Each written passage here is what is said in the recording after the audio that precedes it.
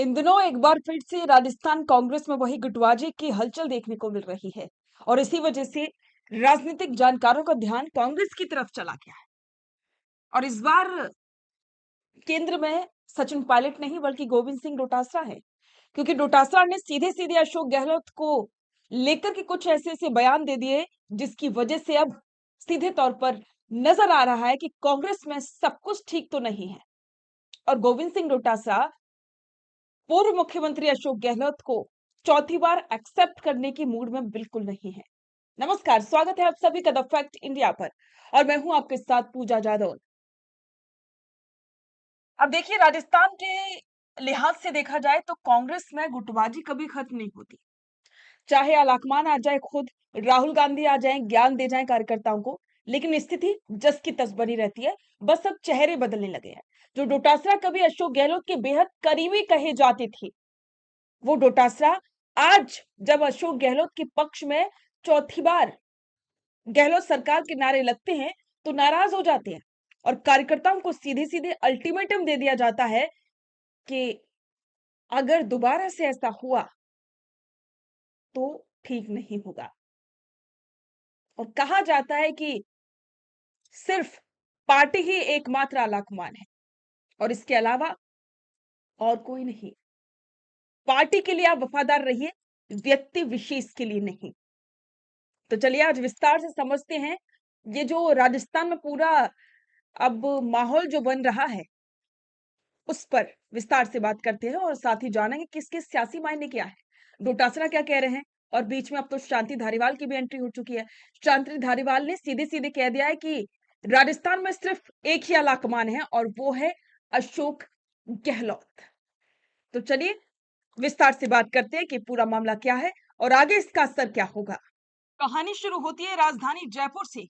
वागड़ अंचल के कद्दावर नेता महेंद्रजीत सिंह मालविया आदिवासी इलाके के करीब 300 से ज्यादा कार्यकर्ताओं को लेकर के कांग्रेस में शामिल कराने जयपुर पहुंचे। लेकिन ट्विस्ट ये आया कि पीसीसी दफ्तर जाने से पहले ये पूरा काफिला सीधे पूर्व मुख्यमंत्री अशोक गहलोत के सिविल लाइंस स्थित बंगले पर उतर गया। बंगले पर माहौल ऐसा बना कि कार्यकर्ता ढोल नगाड़ों के साथ नारे लगाने लगे, चौथी बार गहलोत सरकार।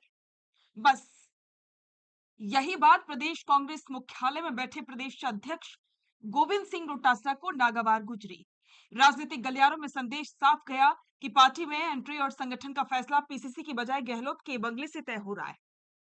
जब मालवीय और कार्यकर्ता गहलोत के बंगले से निकल करके पीसीसी मुख्यालय पहुंचे तो डोटासरा का गुस्सा साफ नजर आया।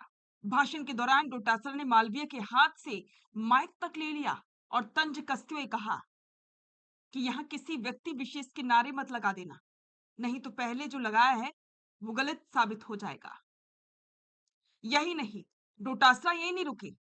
उन्होंने सीधे तौर पर व्यक्तिगत पूजा के खिलाफ मोर्चा खोलते हुए कहा, राहुल गांधी ने खुद पुष्कर दौरे पर मेरे और टीकाराम जूली के काम की तारीफ की थी और इसीलिए मुझे किसी अरे गहरे नत्थु गहरे के सर्टिफिकेट की जरूरत नहीं है। मैं अपनी आखिरी सांस तक केवल कांग्रेस का नारा लगाऊंगा, किसी व्यक्ति का नहीं। डोटासरा के इस तेवर से साफ हो गया कि राजस्थान कांग्रेस में पावर सेंटर को लेकर के खींचतान किस हद तक बढ़ चुकी है। जब विवाद थोड़ा और थमता दिख रहा था तब कोटा की सड़कों से निकला पूर्व मंत्री शांति धारीवाल का वो बयान जिसने दिल्ली से लेकर के जयपुर तक हड़कंप मचा दिया। जब विवाद थोड़ा सा थमता दिख रहा था तब कोटा की सड़कों से निकला पूर्व मंत्री शांति धारीवाल का वो बयान जिसने दिल्ली से लेकर के जयपुर तक हड़कंप मचा दिया। कोटा में छात्रों के प्रदर्शन के बाद जब मीडिया ने धारीवाल से पूछा कि क्या पार्टी में गुटबाजी है तो धारीवाल ने सीधा धमाका किया,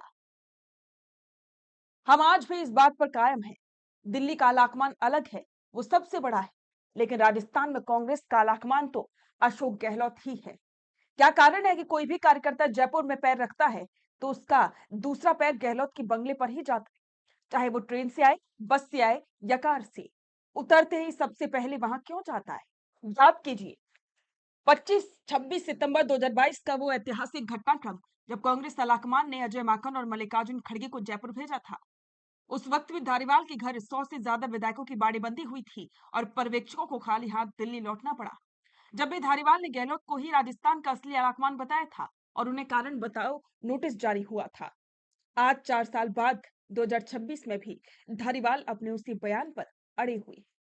धारीवाल के बयान और डोटासरा की नाराजगी के बाद मामला इतना गर्मा गया कि खुद पूर्व मुख्यमंत्री अशोक गहलोत को सामने आकर के सफाई देनी पड़ी।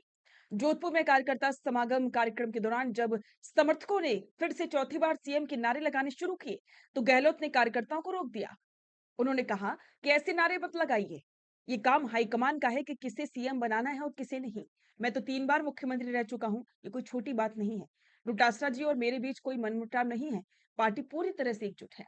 नहीं है, अभी तो हवा चल रही है कांग्रेस विपक्ष का, हवा चल रही है कि मैं कई जवाब लोग मिलेंगे, ही बातें करेंगे मुझसे। पर ये चौथी बार सरकार, अशोक गहलोत सरकार की नारे पर लगा है। ये काम हमारा नहीं है। पहली बार मैं सीएम कभी मैं नारा नहीं लग रहा था।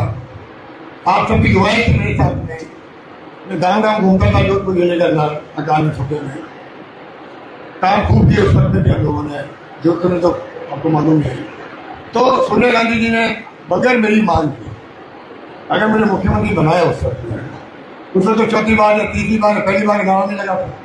हम क्यों नारा लगाएंगे बिना मतलब हमारे नेताओं में लगता भाई नारा क्यों लगा रहे हैं। और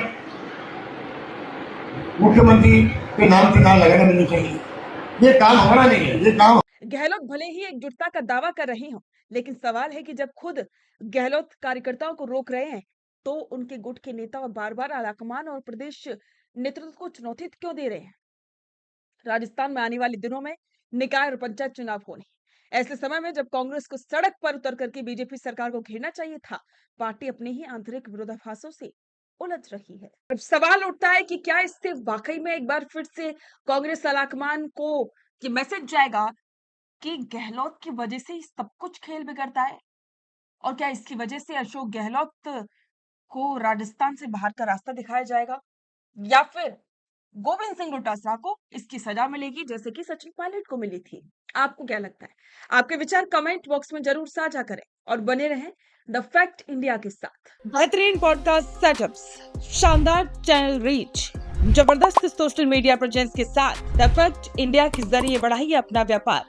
न्यूज वीडियोस में एलबेंट हो या फिर हर न्यूज की शुरुआत में हो आपके एड्स, फेसबुक पर आपके बिजनेस प्रमोशन वीडियोस और ग्राफिक्स हो या फिर इंस्टाग्राम पर कोलैबोरेशंस के साथ रील्स, सब कुछ मिलेगा आपको द फैक्ट इंडिया पर। तो आज ही डीएम करें इंस्टाग्राम पर, व्हाट्सएप के नंबरों पर मैसेज करें और अपने व्यापार को दें ऑर्गेनिक प्रमोशंस की ताकत, सिर्फ द फैक्ट इंडिया न्यूज के साथ।